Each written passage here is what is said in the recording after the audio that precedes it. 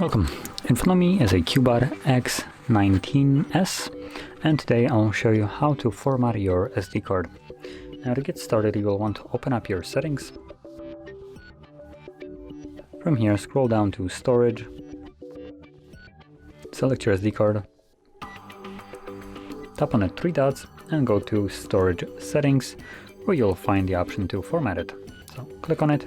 It will give you a message that performing this will remove all the data from the card, and if there is anything that you'd like to keep on that card, do back it up beforehand, otherwise you lose it permanently. Now, assuming you've already done so, or you simply just don't want to, and select Format SD card. It will give you a message that says formatting. This only takes a couple seconds. Once it's finished, the card is ready to be used once again. So click on Done and you're completely finished with it.